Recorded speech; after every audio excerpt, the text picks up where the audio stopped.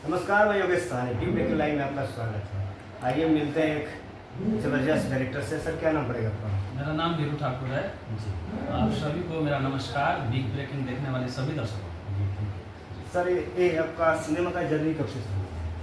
Cinema की journey मेरी 2015 से शुरू हुई सर। जी मेरी पहली फिल्म भोजपुरिया राजा थी, जो पावर स्टार पवन सिंह उसमें मुख्य भूमिका में थे।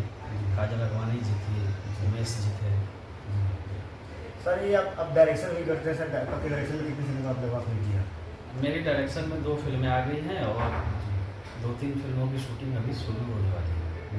2 फिल्में जो है, एक महारानी है, ऋषभ कश्यप, गोलू और संजीता बनर्जी के साथ में है, और दूसरी फिल्म हमने कहा वो काजल अडवाणी जी हैं, पहले काजल अडवाणी हैं, शिल्पी अडवाणी जी हैं, मनोज टाइगर है, विनय बिहारी जी हैं, प्रकाश जय जी और तमाम कलाकार हैं जो भोजपुरी से। इस जर्नी में किन किन ने आपको सपोर्ट किया? जितने भी हमारे टेक्नीशियन बंधु हैं, जितने भी निर्माता हैं, निर्देशक हैं, जो मेरे राइटिंग जर्नी में या डायरेक्शन जर्नी में जुड़े, उन लोगों ने जाने में अनजाने में मेरा सपोर्ट ही किया है, तभी मैं यहाँ तक पहुँच पाया हूँ। जी, अब एक नाम कोई हम पर्टिकुलर तो नहीं नहीं, है। बिल्कुल राइट सर। जो भी निर्माता फिल्म बनाते हैं वो एक तरह से हमें काम देते हैं, वो सपोर्ट ही कर रहे हैं, पूरे इंडस्ट्री को सर्व कर रहे हैं। निर्देशक जिन्होंने मुझे बतौर राइटर बनाया, उन्हें भी धन्यवाद। सर, आज के डेट में भोजपुरी का ऑडियंस देखा जाए तो बहुत ज़्यादा है, सारे इंडस्ट्री फिल्म ज़्यादा लेकर, लेकिन हमारी जो फिल्में सिनेमा में ऑडियंस क्यों नहीं जाती है? कारण क्या मेकिंग अच्छा नहीं कर पाते, या उनकी देखने की नजरिया नहीं सही है भोजपुरी को? ऐसे ऑडियंस को क्या कहें जो हाल तक आए हमारे पिक्चर को देखे और लोग मेकरों को सपोर्ट मिले? 2 चीज़ें हैं ये बस। एक है कि हम डिजिटल क्रांति के दौर में जी रहे हैं। आपको भी ज्ञात होगा कि हर आदमी के हाथ में मोबाइल है, एंड्रॉयड है, एप्पल है, हर तरह के मोबाइल है, और डाटा उनको इतना मिलता है कि वो भरपूर आनंद ले सकते हैं। हर तरह का कंटेंट उनके पास अवेलेबल है। तो हमें ऐसा कंटेंट लेके आना होगा जो सिनेमा तक दर्शक को खींचने में मजबूर करे, और हम कहीं ना कहीं फेल है उसमें। फेल इसलिए है कि हमने हमेशा एक कुछ वर्ग को टारगेट किया। जब हम फिल्में करते थे उस समय हमने ठेला रिक्शा वाला और इस तरह के आम दिहाड़ी मजदूरों को हमने टारगेट किया कि वही बंधु भोजपुरी फिल्म को देखें। आज जो फिल्में बन रही है, इवन सास बहू टाइप फिल्में, वो एक टीवी ऑडियंस को टारगेट करती है, जो माता बहनें खाना बनाते समय या घर में बैठे हुए देख सकें, उनको टारगेट करती है। हमने कभी भी पूरा मास को टारगेट नहीं किया कि है ना हमारा स्टूडेंट फिल्म देखे जो IAS IPS बनने के लिए हैं, या 10वीं में है, या अपना डिग्री में है, या हमने उन वर्गों को टारगेट नहीं किया जो पढ़े लिखे समाज है हमारे बिहार में और यूपी में। मुझे यही वजह लगता है कि हम वैसा सब्जेक्ट लेके नहीं आ पा रहे हैं, और दूसरा उस तरह का परफॉर्मेंस भी थोड़ा कम देखने को मिल रहा है। आप क्या कहेंगे इसमें?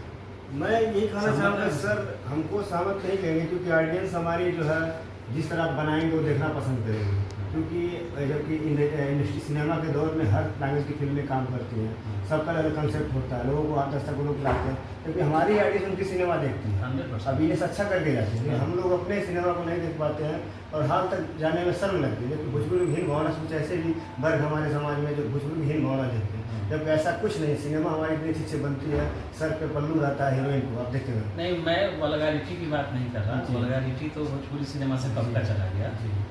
कंटेंट जैसे अभी हाल ही में लपाता लेडी जाए, वो हिंदी मेकर्स ने बनाया, मदिराना खान प्रोडक्शन से। वो मुझे ऐसा देखते हुए महसूस हुआ कि मेरे गांव खेड़े की कहानी है। वही सर पे पल्लू रखने वाली स्कूल है ना, वही गांव, वही कस्बा, वही बोलचाल, ट्रेन में अदला बदली दुल्हनों का, आज से मतलब 20 साल पहले की कहानी है। वो हम नहीं लेके आ पा रहे हैं, हम यानी हमारा जो समाज है, राइटर समाज है। तो अपने ये समाज वाले बढ़ाने के लिए हमको क्या कदम उठाना चाहिए मेकरों को? हम ऐसी फिल्म बनाए कि ताकि मजबूर होकर हमारे ऑडियंस हाल तक आ जाए। जो हर आदमी का लाइफ बिजी लाइफ है, हर आदमी को अपनी फैमिली का सब करना है, उन्हें पैसा कमा के देना है। ये सारी व्यस्तताओं को थोड़ा साइड रख के कोई एक आध फिल्म ऐसी करनी चाहिए जो दर्शकों को लगे कि नहीं हमें उस तरफ मोड़ना है। तो वो एफर्ट कोशिश हम भी कर रहे हैं और भी लोग कोशिश कर रहे हैं। देखिए सर, ये सिनेमा सर आइडिया किसको अपनाना चाहिए? पूरे सिनेमा में जी, अपने भोजपुरी सिनेमा में अपने आइडियल्स को मानते हैं। आइडियल बहुत लोग हैं, जी। श्री सतीश जैन जो जिन्होंने निरहुआ हिंदुस्तानी बनाई थी, मैं उनके साथ काफ़ी काम किया हूँ। उनके साथ काम करके मुझे पटकथा सीखने में बहुत मतलब समझ है। पटकथा की जो समझ होती है ना, वो उनके सिनेमाओं से मैंने सीखा। रमाकांत प्रसाद का आप नाम सुने होंगे, वो आइडियल है हमारे, क्योंकि मैं उन्हीं के प्रोडक्शन हाउस में पहली बार मैं गया और उनके साथ लगभग 10 फिल्मों में हमने काम किया। पवन जी की जो गदर फिल्म आई थी, उनके निर्देशन में आई थी।